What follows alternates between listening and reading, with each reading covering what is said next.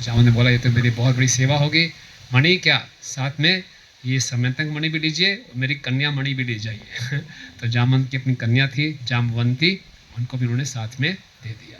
तो जामवंती के साथ उनका विवाह हो गया। तो जो बाहर द्वारकावासी खड़े थे वो 12 दिन तक प्रतीक्षा करते रहे। 12 दिन तक भगवान नहीं आए तो बोले क्या पता नहीं क्या हो गया, कैसे आ ही नहीं रहे। तो वापिस आ गए तो सबके से बड़े चिंतित। रुक्मिणी जी भी चिंतित थी, सब चिंतित थे, देवकी वसुदेव भी चिंतित थे, भगवान वापस नहीं आए। तो सब ने क्या किया, द्वारका में चंद्रभागा देवी थी, उनकी उपासना शुरू की, हमारे कृष्ण सुरक्षित रहे। तो देखिए देवी देवताओं के पास भी जाते थे, किस लिए, कृष्ण की सुरक्षा के लिए। तो फिर कृष्ण तभी देखा सामने जामवंती के साथ आ रहे हैं, तो बड़े प्रसन्न, और साथ में समयंतक मणि भी है। फिर शत्रुजीत को बुलाया गया सब द्वारकावासियों के सामने, उसको पूरी कहानी सुनाई गई। शत्रुजीत बहुत शर्मिंदा हुआ, बहुत उसको ग्लानि हुई, मैंने इतना बड़ा अपराध कर दिया और इसका कैसे मैं निवारण पश्चाताप करूं। तो शत्रुजीत ने क्या किया, उन्हें, उनकी भी एक बहुत सुंदर बेटी थी जिसका नाम था सत्यभामा। तो उन्हें सत्यभामा को ही उन्होंने भगवान ने दे दिया। तो इस प्रकार से इस समयंतक मणि के चक्कर में 2 रानियां मिली भगवान को, जामवंती और सत्यभामा। तो उसके बाद शत्रुजीत ने कहा दहेज में मैं आपको समयंतक मणि ही देता हूँ। नहीं, भगवान समझ गए, ऊपर ऊपर से बोल रहा है, अंदर से अभी भी बहुत आसक्त है। भगवान बोले आप ही रखो, समयंतक मणि आप ही रखिए, सत्यभामा दे दीजिए। तो सत्यभामा को लेकर भगवान आ गए। अब शत्रुजीत समयंतक मणि के साथ अकेले महल में रहता था। तो इधर हस्तिनापुर में खबर मिली कि लक्षागृह में सारे पांडव जल गए हैं।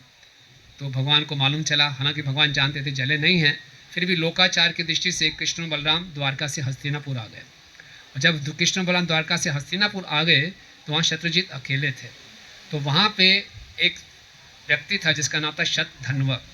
शतधन्व वो व्यक्ति था जिसको शत्रुजीत ने वचन दिया था कि मैं अपनी बेटी सत्यभामा का विवाह तुम्हारे साथ करूँगा। लेकिन अब सत्यभामा का विवाह कृष्ण के साथ हो गया, तो उसको बहुत गुस्सा आ रहा था। और इधर भगवान के 2 भक्त थे, एक का नाम था अक्रूर जी और दूसरे का नाम था कृतवर्मा। वो भी चाहते थे कि समयंतक मणि भगवान के पास आ जाए, और शतधन्वा चाहते थे कि मैं समयंतक मणि ले लूँ, अपना गुस्सा निकालना चाहते थे। तो तीनों ने मिलकर षड्यंत्र रचा। शतधन्वा द्वारका का बहुत बड़ा गुंडा था, बदमाश व्यक्ति था, उसका रिकॉर्ड अच्छा नहीं था। लेकिन कृतवर्मा और अक्रूर जी भगवान के बड़े अच्छे भक्त थे। तो कॉम्बिनेशन बड़ा अजीब सा है कि भक्त लोग ऐसे भक्तों का संग कर रहे हैं, साथ में षड्यंत्र रच रहे हैं। और अक्रूर जी ने शतधन्वा को बड़ा इंस्पायर किया कि आप शत्रुजीत का वध कर दो। तो शत्रुजीत एक बार अकेले सोए हुए थे और शतधन्वा आया, बड़ी क्रूरता से, जैसे कोई कसाई पशु को मारता है, काट पीट दिया, एकदम शत्रुजीत को मार दिया और उनके मणि उठा के भाग गए। और उस समय सत्यभामा वहीं थी, बेचारी बहुत रही, बहुत चिल्लाई, बोले ठीक है मैं कृष्ण को बुलाती हूँ। तो सत्यभामा खुद गई हस्तिनापुर में कृष्ण को समाचार देने के लिए, और तब तक उन्होंने शत्रुजीत का दाह संस्कार नहीं किया। उनकी शरीर को, मृत शरीर को एक तेल में सुरक्षित रखा गया। और उधर जब सत्यभामा ने कृष्ण को बताया, कृष्ण नरलीला करते हुए रोने लगे कि मेरे ससुर जी चले गए। बड़ा गुस्सा है, और वापस आए कृष्ण बलराम द्वारका में, शत्रुजीत के शरीर को देखा, बड़ा गुस्सा आया, बोले हम शतधन्वा को छोड़ेंगे नहीं। तो शतधन्वा था अपनी सुरक्षा के लिए कृतवर्मा के पास गया। कृतवर्मा ने बोला नहीं नहीं भैया, हम पंगे नहीं ले सकते कृष्ण बलराम के साथ, वो तो परम पुरुषोत्तम भगवान है, हम कुछ नहीं। साथ में षड्यंत्र रचा था वो अलग बात है, आप कुछ नहीं, है ना। फिर वो अक्रूर जी के पास गए। अक्रूर जी बोले क्या बात कर रहे हो, कृष्ण बलराम मैं खुद देख चुका हूँ, मैं उनको वृंदावन से मथुरा लाया था, रास्ते में पूरे वैकुंठ के दर्शन कराए थे उन्होंने, साधारण व्यक्ति नहीं है भैया। कृष्ण जब छोटे बालक थे 7 दिन के लिए गोवर्धन उठा लिया था, क्या अब जाओ मैं नहीं कर सकता कुछ। शतधन्वा को लगा भैया अब सब पीछे हो गए। तो देखिए हम कोई भी योजना बनाते हैं, उसका आधार अगर द्वेष है तो योजना कभी जो एकता कभी बनती नहीं है। हम आपस में एकता तभी ला सकते हैं जब उसका आधार कृष्ण भावनामृत हो, कृष्ण की सेवा हो, गुरु की सेवा हो। जब आधार को ये हो कि हम इकट्ठे क्यों हो रहे हैं कि हमारा कॉमन शत्रु एक है, तो वो आधार स्टेबल नहीं है ना। अक्सर इस संसार में अभी हम देखते हैं इलेक्शन हुए, अलायंसेस क्यों हो रही हैं कि शत्रु एक है। तो एक शत्रु होने पे अलायंसेस होनी वो चलती नहीं है, हम देखते हैं इतिहास में। लेकिन अगर हमारा एजेंडा एक है कि कृष्ण को प्रसन्न करना है, प्रभुपाद जी को प्रसन्न करना है, तो असली एकता है। तो सारी एकता छूट गई। शतधन्वा बहुत परेशान हो गए। उसने समयतक मणि पकड़ाई अक्रूर जी को, जान बचाओ लाखों पाओ, और भागा। उसने ऐसा घोड़ा लिया जो 400 मील की दूरी तय कर सकता था बड़ी तेजी से। तो अक्रूर फटाफट भागा, और यहाँ से कृष्ण बलराम को ही मालूम चल गया। उन्होंने भी शतधन्वा का पीछा करना शुरू किया, और शतधन्वा का घोड़ा बीच में थक गया। उसने घोड़े को छोड़ा, जोर से भागना शुरू किया। और फिर कृष्ण ने क्या किया, पीछे से सुदर्शन चक्र छोड़ के उनकी गर्दन काट दी। और जब उसके पास गए तो देखा मणि है ही नहीं। तो बलराम जी के पास आए कि मणि तो है ही नहीं। बलराम जी ने सोचा कुछ, बोला हो सकता है द्वारका में किसी को दे दी हो। तो कृष्ण वापिस आए खाली हाथ, लेकिन मणि है नहीं, अभी कहाँ पे है मणि। तो फिर क्या हुआ कि द्वारका में कुछ लोगों ने देखना शुरू किया कि कुछ गड़बड़ हो रही है। और देखा कि अक्रूर जी को भी मालूम चला कृष्ण बलराम आ गए हैं। बोले यहाँ से निकलो, द्वारका से निकलो, उनका सामना करना बड़ा मुश्किल है। तो अक्रूर जी चले गए वाराणसी। तो सब द्वारका वासियों ने कहा कि निश्चित रूप से मणि अक्रूर जी के पास है, और अक्रूर जी यहाँ पे नहीं है, क्योंकि जब से मणि द्वारका से बाहर गई है, द्वारका में कुछ अपशकुन दिखाई दे रहे हैं। और ऐसा इसलिए सोचा, उन्होंने कहा कि काशी के जो राजा थे, वहाँ पे एक बार काशी में अकाल पड़ गया था। तो काशी के राजा ने क्या किया, अक्रूर जी के जो पिताजी थे, उनका नाम था श्वफल्क, अपनी बेटी का विवाह उनसे कर दिया था। और जैसे ही अपनी बेटी का विवाह श्वफल्क से किया था, तो वहाँ पे अकाल दूर हो गया था। तो उन्होंने बोला उनके पिताजी के पास भी ऐसी शक्तियाँ थी, अक्रूर जी के पास भी ऐसी शक्तियाँ हैं, तो निश्चित रूप से मणि अक्रूर जी के पास है। ये बात कृष्ण के पास भी पहुँची। तो कृष्ण ने अक्रूर जी को बुला लिया कि आप आइए, ज़रा बात करनी है। और कृष्ण ने अक्रूर जी से बहुत अच्छे ढंग से बात की। चाचा जी कैसे हो, बड़े प्रेम से बैठाया, खिलाया पिलाया, बात किया, और बड़े प्रेम से बोला मुझे मालूम है कि शतधन्वा ने मणि आपको ही दी है। और हम देख भी रहे हैं, जब से आप काशी में गए हैं, बड़े बड़े यज्ञ कर रहे हैं, बहुत सोना दान में दे रहे हैं, तो सारा सोना आपके पास वहीं से आ रहा है। कोई बात नहीं, मणि आप अपने पास ही रखिए, क्योंकि आप जो सोना बनाएंगे, मणि सोना बनाएंगे, उसका आप सही उपयोग कर रहे हैं, जनता के लाभ के लिए कर रहे हैं। लेकिन एक बारी मणि मुझे दे दीजिए, मैंने अपने सबको दिखाना चाहता हूँ, खासकर बलराम जी को। बलराम जी को भी कृष्ण पे संशय हो गया था। क्यों संशय हो गया था? जब शतधन्वा का वध किया था तो बलराम जी दूर खड़े थे, वो कृष्ण जाके वहाँ पर गए और वापिस आके बोला मणि नहीं है। तो बलराम जी को अच्छा, शायद दे दिया होगा, द्वारका में किसी को दे दिया होगा। द्वारका में गए, वहाँ भी मणि नहीं मिली। तो बलराम जी ने क्या किया, ठीक है मैं द्वारका वापस जाता ही नहीं। बलराम जी मिथिला में चले गए थे, बोले मैं मिथिला के राजा से मिल के आता हूँ, वहाँ कुछ समय बिताऊँगा। और फिर वहाँ पे तभी दुर्योधन आए थे बलराम जी से, उन्होंने जो गदा चलाना सीखा था। तो जब अक्रूर जी को वापस बुलाया काशी से, भगवान ने बलराम जी को भी बुला लिया, और उन्होंने अक्रूर जी को बोला बलराम जी मुझ पर संशय कर रहे हैं, आप एक बार मणि दे दो, उनको मैं दिखा दूंगा, मणि आपको वापस कर दूंगा वापस। अब इतने प्रेम से अक्रूर जी से बातें की, अक्रूर जी से रहा नहीं गया, बोले ठीक है आप ले लीजिए मणि। भगवान ने मणि बलराम जी को विशेष करके दिखाई, और फिर दी, अक्रूर जी को वापस दे दी। ठीक है, तो ये कथा है, इसमें इतने कुछ सीखने को मिलता है कि इस भौतिक जगत में मिसअंडरस्टैंडिंग्स होना, गलत फहमियाँ होना बड़ा साधारण बात है। भगवान के ऊपर भी लोग संशय करने लगे, तो कोई हमारे पे गलत आरोप लगाए तो ज़्यादा विचलित नहीं होना। और इस कथा का श्रुति फल यही बताया गया है, जो इस कथा को ध्यानपूर्वक सुनेगा बिना सोए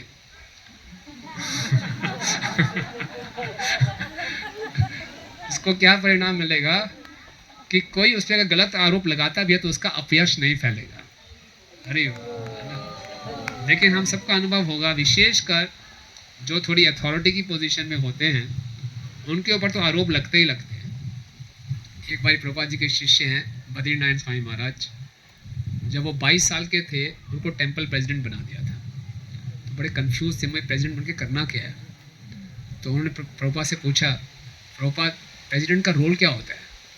उन्होंने सोचा प्रभुपाद बताएंगे, मेरा प्रतिनिधि है, भगवान का प्रतिनिधि है, ये है, शास्त्रों के अनुसार चलना, ये सब बोलेंगे। तो प्रभुपाद ने बड़ी अच्छी स्टेटमेंट दी, कुछ भी पूरे समुदाय में गलत होता है आप जिम्मेवार किसी की भी गलती होती है, जिम्मेवारी आपको ठहराया जाएगा। तो ये प्रेसिडेंट तो इसीलिए विशेषकर हमारी इस वॉलंटरी संस्था है, जो लोग सेवा करने के लिए आगे आते हैं, अभी हफ्ते के छोटा सा देखेंगे आप, प्रसाद बांटने की भी किसी की सेवा हो गई, तो प्रसाद बांटने का इंचार्ज होगा, उसे थोड़ी सी गलती हो गई, कितना उसका बोल देंगे उसने ऐसा किया, उसको ज़्यादा मिठाई दे दी, मुझे कम दी, हर बार ऐसा ही करते हैं, पिछली यात्रा में यही किया था, जो रूम एलोकेट कर रहे हैं उसको बोले देखो जी उसको ये रूम दे दिया, मुझे ये दे दिया। तो जहाँ आप थोड़ी सी जिम्मेवारी उठाएंगे वहाँ गलत आरोप लगना शुरू हो जाएंगे। है किसी का अनुभव ऐसा है? किसी चीज़ का ऐसा अनुभव है? आप में से कितने लोग आपको लगे जीवन में कभी गलत आरोप लगा है? बहुत कम लोग, बड़े सौभाग्यशाली हैं। लेकिन ये कथा में बता रही है कि भगवान के ऊपर भी गलत आरोप लग सकता है, तो हम क्या जीव हैं? तो इसलिए घबराना नहीं चाहिए। ओके, ऐसा होता है, इस संसार का स्वभाव है। दूसरा हम सीखते हैं कि शत्रुजीत जैसी गलती हमने नहीं करनी। शत्रुजीत ने 2 गलतियां की। पहला, बहुत ज़्यादा भौतिक आसक्ति। अगर हम भौतिक आसक्ति बना रखते हैं तो 10वां नाम अपराध क्या है? हरिनाम की अगाध महिमा सुनने पर भी भौतिक आसक्ति बनाए रखना। इसमें पद्म पुराण में इसका श्लोक आता है, मम अहम अमादि परमम, कि हरिनाम से भी ज़्यादा महत्वपूर्ण कौन है? मैं और मेरा। इसलिए हम जप करते हैं, बुरा मत माने, जप करते समय हम कृष्ण के बारे में ज़्यादा सोच रहे होते हैं या अपने बारे में? इसका मतलब क्या है? अहम अमादि परमम, मैं और मेरा ज़्यादा महत्वपूर्ण है हरिनाम से। ये बहुत बड़ा अपराध है, ये भौतिक आसक्तियाँ, और आसक्तियों के कारण हम अपराध करते हैं और साथ में गलत आरोप लगाया कृष्ण के ऊपर, ये अपराध किया। और तीसरी सीख हमें क्या मिलती है? अक्रूर जी से। अक्रूर जी इतने बड़े भक्त, जिनको भगवान ने दर्शन दे दिए, कंस का वध करने के बाद भगवान उनके घर में गए, उन्होंने भगवान की स्तुति की, अक्रूर जी को वंदनम का आचार्य बताया जाता है, वो षड्यंत्र रच रहे हैं, मर्डर की कॉन्स्पिरेसी कर रहे हैं। आप देखिए, एक ऐसे व्यक्ति के साथ मिलकर जो अभक्त है, तो ऐसा कैसे हुआ? तो इसके विषय में विश्वनाथ ठाकुर जी बताते हैं, अक्रूर जी ने ऐसा इसलिए किया, ये उनके अपराधों का परिणाम था। अपराध किए थे अक्रूर जी ने। क्या अपराध किए थे? जब वो कृष्ण को लेने के लिए वृंदावन गए थे और अपने रथ पे बिठा के मथुरा ला रहे थे, गोपियां रथ के आगे लेट गई थी कि अक्रूर जी आपको हमारे शरीर के ऊपर से निकलना पड़ेगा, तभी आप कृष्ण को वृंदावन से बाहर ले जा सकते हैं। लेकिन अक्रूर जी ने उनकी बिल्कुल परवाह नहीं की। तो गोपियों ने बोला, आप अक्रूर नहीं क्रूर हो, क्रूर। कुछ नहीं सुना। उसने बोला, मैं तो भगवान की सेवा कर रहा हूँ, भगवान मुझसे प्रसन्न है, गोपियों क्या लेना देना। और रास्ते में भगवान ने उनको दर्शन भी दिए, बाद में उनके घर में भी आए। तो सोचा मेरी भक्ति बहुत बढ़िया चल रही है, कई बार हमें सेवा मिलती है, सेवा में परिणाम भी अच्छे आ रहे हैं, और सेवा सब वाह वाह करें, बहुत सी सेवा भी कर रहे हो। लेकिन हो सकता है सेवा करते हुए हम भक्तों के साथ सही व्यवहार ना कर रहे हो, भक्तों के प्रति इतने अच्छे संवेदनशील ना हो, सेंसिटिव ना हो, तो भगवान ये भी नोट करते हैं। गोपियां बेचारी रो रही थी, उनका हृदय टूटा हुआ था, अक्रूर जी को ये सेवा करनी बहुत जरूरी थी। लेकिन क्या कर सकते थे अक्रूर जी? थोड़ा उनको सांत्वना दे सकते थे, उनसे बातचीत कर सकते थे कि मैं आपके दुख को समझता हूँ, लेकिन कंस का आज्ञा है, मैं क्या कर सकता हूँ, मुझे जाना पड़ेगा, तो ऐसा करना पड़ता। लेकिन उन्होंने उनकी परवाह नहीं की। तो हमें भी कई बार ऐसी सेवा मिल सकती है जिसमें हम बड़े टफ डिसीजन लेने पड़े, किसी भक्त को तकलीफ हो रही हो, लेकिन वो कार्य करना बहुत ज़रूरी है। तो ऐसा नहीं कि कार्य नहीं करना, कार्य करें, लेकिन उस भक्त से ज़रूर बातचीत कर लें कि ऐसी परिस्थितियाँ थी, ये मेरे नियंत्रण में नहीं है, ऐसा करना पड़ा इसलिए कर रहे हैं। ये बहुत आवश्यक है। हम देखते हैं सेवा की है, सेवा का परिणाम मिल गया, फिर क्या लेना देना, मैं सफल हूँ? नहीं। अक्रूर जी जैसे भक्त को इतनी बड़ी सेवा करने के बाद भी, भगवान ने दर्शन देने के बाद भी, भगवान ने उनके अपराध का अकाउंट नील नहीं किया, और उसका परिणाम ये हुआ, उन्होंने असत्संग किया और फिर वो शतधर्मा के साथ मिले और ये षड्यंत्र रचा। तो इस प्रकार से ये संबंधक मणि की बहुत सुंदर कथा है, ये हमने आपको संक्षेप में बताया। आप विस्तार में और पढ़ सकते हैं भागवतम में, तो हमें कुछ शिक्षाएं इससे प्राप्त होती हैं। और क्या समय हो गया अभी? तो एक थोड़ा आप जाते हुए आपको, जो अभी हम जाएंगे यहाँ से द्वारका धाम, तो स्कंद पुराण में द्वारका धाम का बहुत महात्म्य बताया गया है। हम वहाँ पे 2-3 दिन हैं तो उसका पूरा लाभ उठा सकें, तो कुछ बातें आपसे चर्चा करेंगे ताकि पोरबंदर से लेके द्वारका की जो हमारी यात्रा है ये अच्छी यात्रा हो, ताकि हम अपनी चेतना को द्वारका में प्रवेश करने के लिए तैयार कर सकें। मानते हैं आप सब लोग तैयार हैं इसके लिए? तो ये पुस्तक है द्वारका, ये हमारे भक्त हमारे गुरु भाई इस ग्रेस सर्व साक्षी प्रभु ने लिखी थी। ये जब गुरु महाराज की यात्रा थी तब ये बुक रिलीज़ हुई थी। तो आप ये बुक अपने पास रख सकते हैं। इनके कितने किसी भक्त के पास है ये पुस्तक? बहुत कम लोगों के पास है, तो बाद में आके आप खरीद सकते हैं। और जो हमने स्थान का महात्म्य बताया वो यहाँ से पढ़ के बताया था, और जो लीलाएं थी वो हमने भागवतम से पढ़ के सुनाई थी। ठीक है, तो इसमें हम द्वारका का महात्म्य बता रहे हैं, तो बहुत महात्म्य है, वो कल आपको सुनाएंगे। लेकिन एक जो महात्म्य है जो हम रास्ते में कर सकते हैं वो हमने आपको सबको ग्रुप में भी भेजा है। तो स्कंद पुराण में बताया गया है कि यात्रा काल में, जब हम यात्रा कर रहे हैं द्वारका की ओर, यात्रा काल में भगवान का सहस्त्र नाम अथवा स्तवराज अथवा गजेंद्र मोक्ष स्तव का पाठ करते हुए धीमी चाल से चलना चाहिए। ये उनके लिए है जो पैदल जाते हैं। वास्तव में धाम की यात्रा पैदल होनी चाहिए। पैदल जाने से क्या फ़ायदा होता है? आराम आराम से भगवान के विषय में सोचते हुए हम जा सकते हैं। लेकिन आज हम तेज से तेज जाना चाहते हैं टाइम बचाने के लिए, लेकिन कोई बात नहीं, बस में भी जा रहे हैं। लेकिन क्या करें, रास्ते में भगवान के स्तव पाठ करें। क्या करें, वो कैसे करें? व्यक्ति द्वारका जाते जाते भगवान के विविध अवतार विषयक गीत गाए, 10 अवतार स्तोत्र गा सकते हैं, तथा अन्य लोग नृत्य के साथ सहर्ष पुनः पुनः रोमांचित होते होते चलें। बस में भी आप डांस कर सकते हैं, कीर्तन कर सकते हैं, हरे कृष्णा कृष्णा कृष्णा हरे हरे, हरे राम राम राम। और बोला है विष्णु का ये विहार स्थल भुक्ति मुक्तिदायक है, इसके दर्शन से कली काल के लोग निश्चित रूप से मुक्त हो जाते हैं। हरि बोल। आगे बताया है, एक और उसमें बताया गया है, तस्मात् कलि युगे विप्रा नान्यत्र प्राप्यते हरि, यदि कार्यम ही कृष्णेन तत्र गच्छतमा चिरम। इसलिए कलयुग में हरि को अन्यत्र नहीं पाया जा सकता। अतः यदि आप लोगों को भगवान श्री कृष्ण से प्रयोजन है तो आप लोग अविलंब इसी स्थान द्वारका में जाएं। कलयुग में अगर आप भगवान से मिलना चाहते हैं तो कहाँ जाएं? द्वारका में जाएं। और बहुत से लाभ बताते हुए बताया गया है, द्वारका को देखने, उसकी कथा सुनने तथा द्वारका द्वारका कहने और वहाँ के एक तृण भी देखकर जो प्राणी मृत्यु को प्राप्त होता है उसे परम गति मिलती है। आप जोर से बोलिए, द्वारका द्वारका, इसी से बहुत पुण्यों की प्राप्ति हो जाती है। और वहाँ कोई गधा भी अगर शरीर छोड़ता है तो उसको चतुर्भुज रूप प्राप्त होता है। क्या बात है। और अगर लोग द्वारका नहीं भी आए पाए, द्वारका जाने का संकल्प भी कर लेते हैं तो अपने पूर्व जन्म के सारे पापों से मुक्त हो जाते हैं। तो इसलिए कल हम आज रात को द्वारका पहुंचेंगे। और ये भी बताया गया है, जैसे ही हम द्वारका में प्रवेश करें, अपने वाहन से नीचे उतरें तो तुरंत लौट कर प्रणाम करें।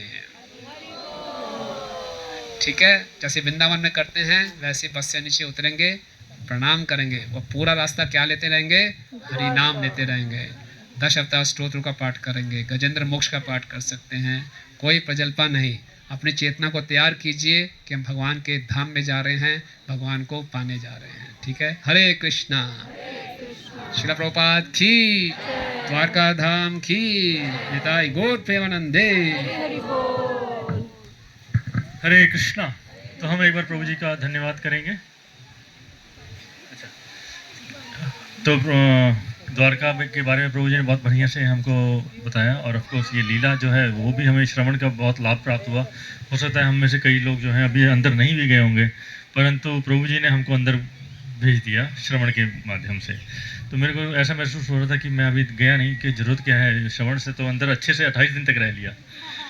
धन्यवाद प्रभु जी आपका, इसलिए हम लोग एक बार बढ़िया से धन्यवाद करेंगे। हरे कृष्णा कृष्णा कृष्णा हरे हरे, हरे राम राम राम हरे हरे। तो प्रभु जी की इच्छा है और हम इनकी इच्छा सबकी इच्छा है सबकी भी इच्छा है, ऑफ कोर्स प्रभु की इच्छा तो सबकी इच्छा होती ही है। तो हम यहाँ पर एक, क्योंकि ये रमणीय स्थान है, बहुत बढ़िया लग रहा है, भक्तों को बहुत पसंद आ रहा है, तो एक यहाँ पर ग्रुप फोटो हो जाए।